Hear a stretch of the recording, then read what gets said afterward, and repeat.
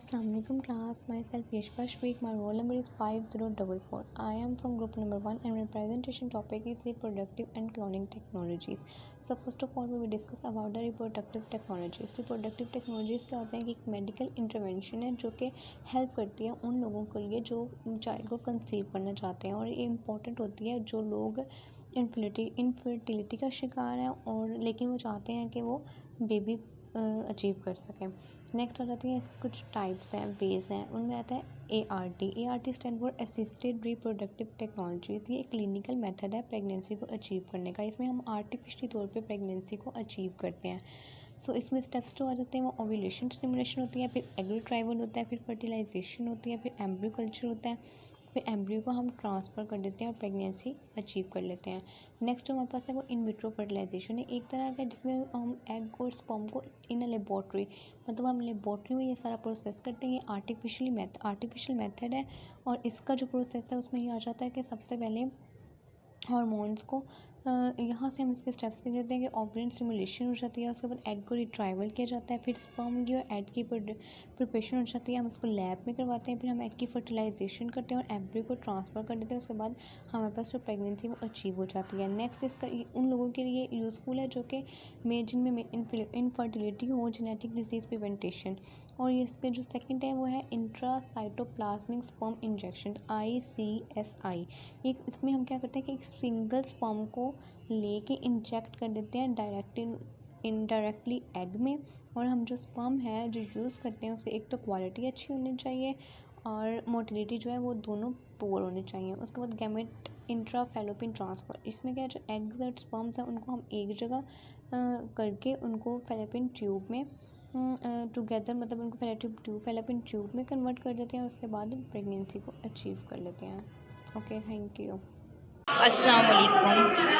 Today topic fertility preservations and cryopreservations. चंद step में हम एक्सप्लेन करेंगे ये क्या चीज़ है। Egg and sperm freezing.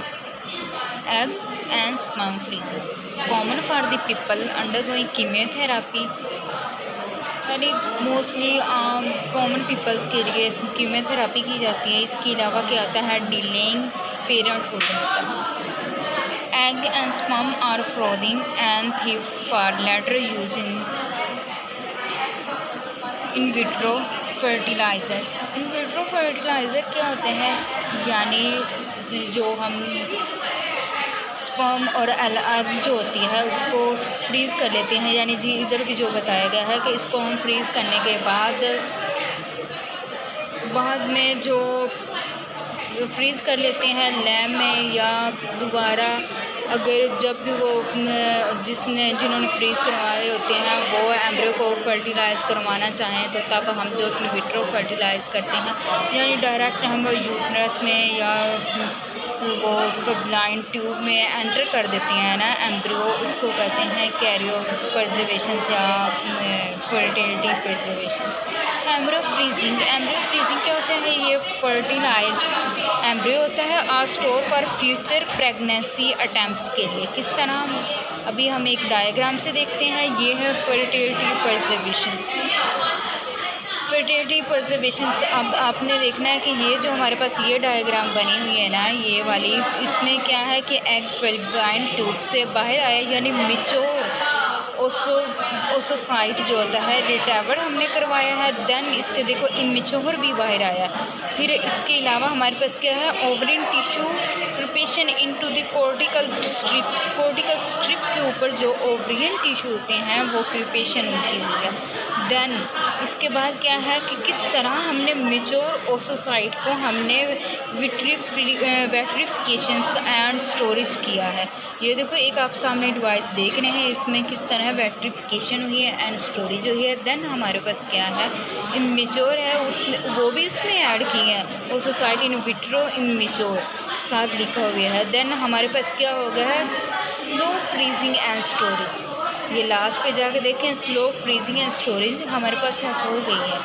Then हमारे पास क्या है, सरोगेसी क्या है, सरोगेसी बेसिकली क्या है, इसमें एक सरोगेट मदर होती है, वो कैरी करती है प्रेगनेंसी को, जस्ट कैरी करती है प्रेगनेंसी को। एम्ब्रियो और जो हमारे पास इसमें एम्ब्रियो बनता है, यानी इसमें स्पर्म जो एग होते हैं वो पेरेंट्स कोई और कपल्स के होते हैं, सिर्फ उसने कैरी करनी होती है। कैरी क्योंकि कुछ को मसला होता है, वो प्रेगनेंसी को कैरी नहीं कर सकते, यानी विट्रो उनके कुछ भी हो सकता है, कुछ होते हैं वो स्टडी की वजह से नहीं कर पाती, या उसमें कोई भी पॉसिबल इतने यानी इश्यूज़ होते हैं जिसकी वजह से वो सब कुछ नहीं कर पाती, इसलिए तब हम ये सरोगेसी करवाते हैं। इसमें 2 टाइप्स हैं, गेस्टेशनल सरोगेसी और ट्रेडिशनल है। गेस्टेशन क्या है, गेस्टेशनल क्या है, इसमें इन विट्रो फर्टिलाइज़र को यूज़ करते हुए क्रिएट करते हैं एक embryo using intended parents gametes and donors, then embryo implant किया जाता है इनटू दिस सरोगेट में, वो जो कैरी करती है चाइल्ड को, बट वो कैरी तो करती है चाइल्ड को, बट उसमें जो जेनेटिकली कुछ भी रिलेटेड जेनेटिकली, जैसे हाइट हो गया, आइज़ कलर हो गया, कुछ भी हमारे को कलर हो गया, स्किन कलर, ये उसमें जेनेटिकली जो होता है वो नहीं होता इम्प्लांट, जस्ट वो बेबी को कैरी करती है बस, और देन डिलीवरी होती है। और ट्रेडिशनल सरोगेसी क्या होती है, surrogate own egg is fertilize, जो सरोगेट होते हैं वो जो ओवन एग होता है फर्टिलाइज होता है विद द इंटेंडेड फर्दर जो स्पर्म होता है, जस्ट इसमें ये नहीं होता है कि एम्ब्रियो इम्प्लांट किया जाता है, बल्कि जो हमारे पास सरोगेट मदर होती हैं उसमें जस्ट हम क्या करते हैं, हमारे पास इंटेंडेड फादर होते हैं ना, उनका स्पर्म जो है वो हम इम्प्लांट ऐड कर देते हैं। जो surrogate is a biological mother होती है, इसमें क्या होता है, ये बायोलॉजिकल मदर होती है, और इसका जो भी सारा प्रोसेस है वो एक डायग्राम में आप देख सकते हैं किस तरह कन्वेंस करते हैं, फिर एग्रीमेंट होती है, स्क्रीनिंग होती है, फिर मैच किया जाता है, डीएनए वगैरह क्या आया कि ये